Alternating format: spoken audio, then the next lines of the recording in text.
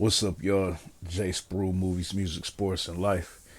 And y'all might have noticed something that I've been doing is basically whoever I think is like the MVP of the episode. That's pretty much who I've been putting on the thumbnail. So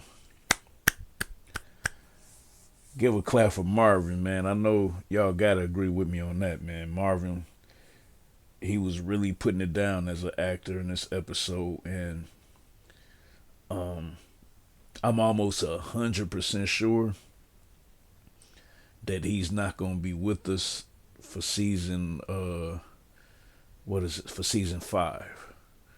I think next season's supposed to be the last season, but I'm almost sure Marvin ain't going to make it through this season.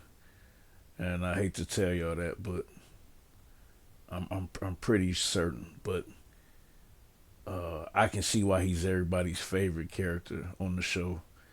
Maybe outside of Rock, I think people probably like Rock even more than they like Marvin. But the thing about Marvin is that you can really tell that he got some heart to him. You know, even for him to be a so-called cold-blooded killer. You know, you got this little white girl that he considers his goddaughter.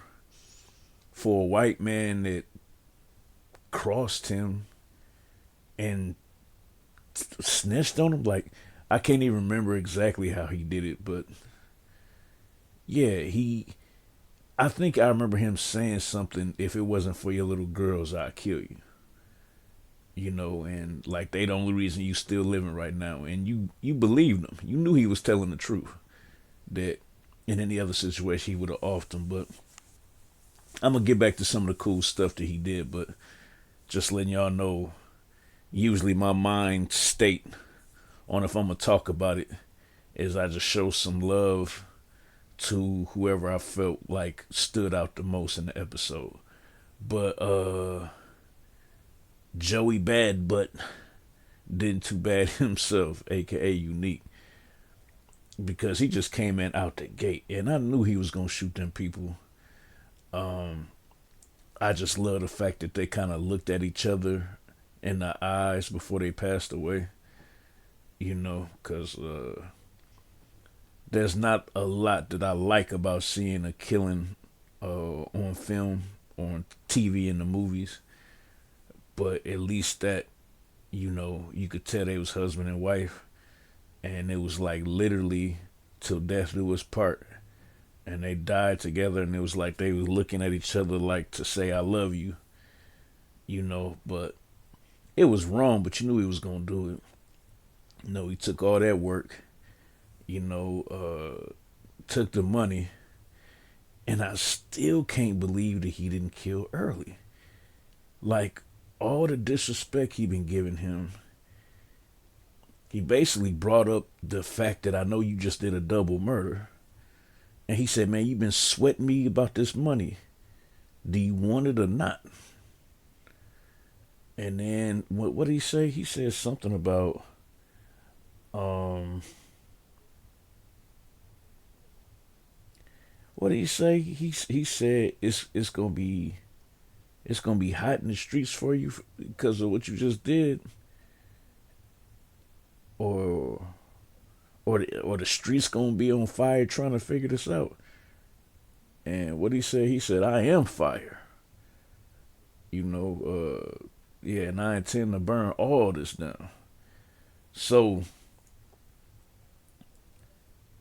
maybe he just don't see early as a threat, you know, or maybe he's saving him until he does some other stuff he wants to do. But it would seem like early disrespected him a lot more than those poor uh, Vietnamese people that he knocked off, and scared Kanan's girlfriend and snatched up OC.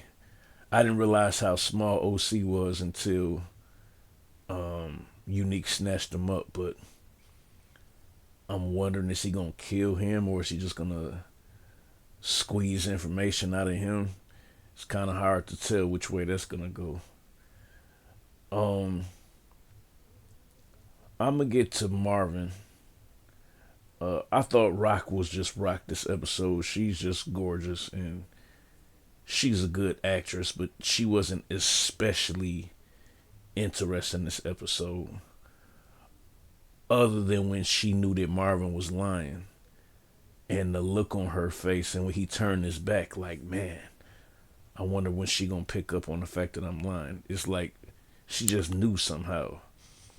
And that's kind of a scary thing about her is how she always knows. But in terms of jukebox, let me know if any of y'all is feeling me on this. I told y'all last episode that if she really didn't get in any trouble for going AWOL, that it would send a bad message. It's definitely not realistic. But I'm starting to become uninterested in jukebox. And I definitely have a crush on Haley. I think her name is Haley Kilgore. Like, I think she is absolutely stunning, stunning gorgeous. Uh, Very cold body too. She don't show her body off with all the stud, baggy clothes and stuff. But she is strapped. She's the whole package. But I think y'all are with me. Like, I'm tired of you trying to fall in love and it don't work out with the girls that you try to get with. I'm tired of music and music not working out. It's like at this point, I just want her to do something. I think it's starting to irritate me that she doesn't know what she wants to do. And even if you don't agree with drug dealing and stuff like this and killing people and all the stuff that they do, at least they know what they, is trying to do. Even Famous, as trifling as Famous was, at least you knew that he wanted to do music. And I think I'm just irritated by Jukebox that she doesn't really have a whole lot of aim and I guess the way she quit the army so quickly was kind of a turn off to me. So I'm really hoping things kind of turn up and they turn up the bass and the treble, in the mid ranges, any type of stereo vocabulary you can think of with Juke because I'm just kind of checking out on her. Like, it's just something about her storyline, man. I'm just, it's not to be homophobic, but I don't, you just chilling up in the lesbian bar, and what you gonna find another chick to hook up with that's gonna disappoint you. I'm over that, man. It's like if season 5 is gonna be our last season, man, you gotta do something that's showing us who this ruthless jukebox is, man. It's like we don't got all day, man. Uh, and with Marvin, you know, it was messed up that he lied to Ruck, but I think I understand why he felt it was necessary to. Maybe if anything, his brain got to thinking, I got to slow down with all this stuff I'm doing with Stefano, at least. I liked that he went to go check on the little white girl, and like I said, that showed a lot of heart of who he really is. And with me being an educator, I can tell you, man. I teach special ed in high school, and you know, one of my students, white girl, she just crazy about me. You know what I'm saying? And it just feels so good because she's white. With her being special needs, I don't think she really registers black or white. That's why I like working with special needs kids and adults is because they are kind of pure in that sense. Like she ain't never gonna call me the N word. She ain't never gonna question anything I show her because I'm black. You know, I'm just Mr. Spruill. You know, and she just loves me. And I feel like the way Marvin treats the girls, you know, that's genuine. I can tell you, y'all might say that's some TV stuff, but with me being a teacher and a social worker, I've had, you know, white kids that really, really looked up to me and loved me, and you know, they never thought one time about me being black, and never even crossed their mind. You know, kids just want to be loved, man. You know, they don't care who the love comes from. Um, I love the way he apologized to the Vietnamese boy after he ran down on him, like, I know you did him, and he was like, my own aunt and my niece, and he thought that he was just trying to throw his scent off the trail for a second, and then he kind of stepped back and said, you really didn't do this. And I thought he could have shot him some bread, man. Like, you know, you don't get some bread too early for some information, but I thought it would have been a honorable gesture to throw him something.